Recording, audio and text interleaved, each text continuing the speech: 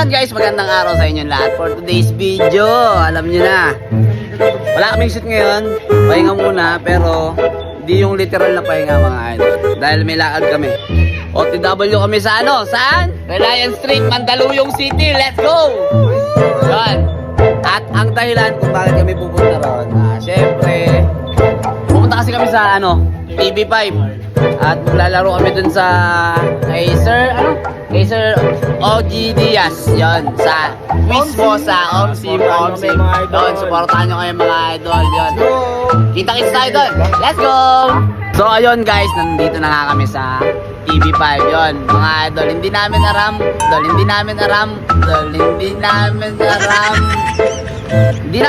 kung anong magiging kapalaran namin sa loob. Pero basta, bahala na. Excited na kami. Let's go! Woo! Yan na! Building kayo guys. Hey guys. Yan, tatawid kami. Ano? Ay!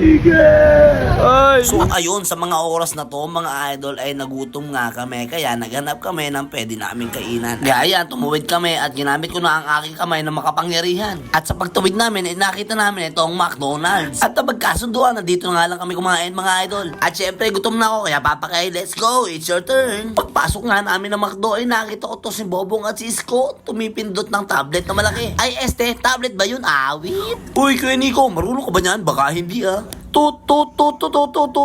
Ayun, si Enchong pumufood trip. At syempre, kasama niya na rin si Kuya Joseph at si Papa Kaysan. Yon guys, kasama na namin Sir Eric, researcher ng TV5. Yan, dito namin sa loob. Yon! Ito na. Let's go. Eto na mga idol, nasa loob na nga kami ng TV5. Sheesh! Napakasaya nga dyan Enchong at Kuya Joseph mga idol. Pati na rin si Isko. Sino ba namang hindi masasaya pag nandito ka na sa loob ng TV5 at alam mo sisikat ka na rin. Kaya shoutout sa mga tropa namin dyan, sa mga nakakilala sa amin dyan. Oy, artista na po kami. Hindi lang pala pang cellphone, pang TV na rin. Pero oops, teka, may dumating. Si Justin, si Mikay Taray. Siya nga pala yung tropa natin na isa sa mga kasama natin sa TV5 ngayong araw. Masasabi ko lang sa inyo, pag tropa nyo si Justin, mag-tease kayo. Mag-tease kayo mag-antay. Oy, gagi, hindi ah. Tignan nyo. Oy, gagi, 7 PM ang ano natin Yung dito. ano, yung siya yung nagaya, tapos siya yung huling dumating. Hindi, pare, kasi gusto ko kasi lahat ayos na pagdating ko dito. At eto nga, sa ilang oras namin paghihintay, dumating na nga sila at mini-meeting na po kami ng staff ng TV5 kung anong mga dapat namin gawin at para magkaroon ng idea ang bawat isa. Katulad nito, di kami na-inform na may mga dapat palang damit na suotin. Pero okay lang, buti nila meron silang mga damit doon na pwede namin gamitin. Tapos ayun na nga, konting tanong, konting interview, konting kwento. Ops, okay na, pirma na. Uy, ang tibay mo, Enad, ganap na ganap ka dyan ah. Ano, feeling artista. Naalala ko tuloy sa mga araw na to, tignan nyo si Enchong, tinatanong nga pala siya dyan kung ilang taon na siya, pero sinabi niya 18. Kaso sino ba namang maniniwala sa edad ni Enchong na 18? Mukhaan pa lang, parang 15 lang. Buti na lang at may ID kaming dala ni Enchong, kaya okay na. Eto guys, nandito na nga pala kami sa dressing room, kanya-kanyang papogi, dahil piling na piling namin, artista nga kami yan. At dito na rin sinimulang palitadahan aming mga muka. Nauna na siya Papa Kaysan. Pero teka, mukhang may natutuwa si Gedli. Sino ba to? Bombay na hilaw! Bombay na hilaw! Doon kayo! Ayo! Ayo!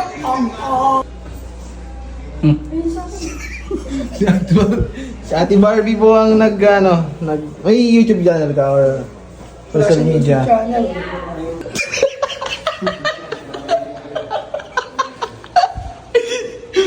Parang nagkukunik yung utak namin te, ano?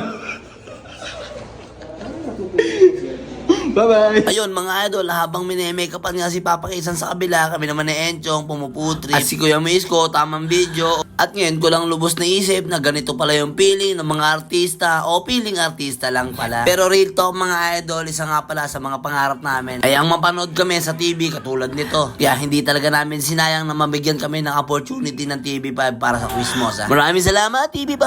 Kaya kayo dyan, baka may gustong invite kami sa mga TV show. Open po ang Team Bulugoy. Please message me. PB o kaya sa isa sa mga member ng Team Bulugoy mga idol. Para agad po naming mapuntahan at muling maranasan katulad ng mga nararanasan namin ngayon mga idol. Wait, daldal ko, di ba? O ano ba natin? Tara mga lods, balikan natin si Papa Kaysan. Let's go! Ooh! Wow! Kitang-kitang kaibahan. Dito ko napatunayan na wala palang imposible talaga pagdating sa makeup. So, alam nyo guys, si Papa Kay, first time niya makikita sa TV. Pangarap niya lahat. Yes! Gwapo, Grabe artista naman. rin, tol, si Piolo Passport. Next ka, Barbie. Next po. Ano di po? Si ano? Ito mo mga mo. Si Enchong. Ano si Enchong? Grabe, parang ano. Kulay brown na brown. Enchong. Umaga. Gagana sa studio. Ikaw na. Back to you, Barbs. Oh, eto naman. Si Justin naman na minay-makeupan, mga idol. Hangang-hanga nga dyan si Kuya Monico. Bakit, Nico? Trip mo ba makeupan? O sige, next ka na. Ako na bahala. O baka naman nagagandahan kay Barbie sa makeup artist na yan. Oops, Kuya Nico, bawal yan. Pero grabe, pansin ko lang, trip talaga si Nico dyan. O, ewan ko ba kung bakit.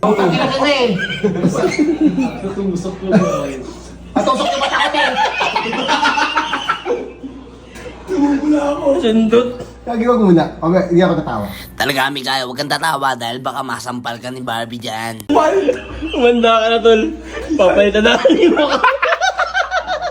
Malalim-lalim to tol. Magastos sa semento. Ano ba dyan? Tayo na masilyahan na, tol. Yo. Namasilyahan na, yo. Hindi, ako bigis lang nakiliti ako. Semento ka na tol. Sanay ka na sa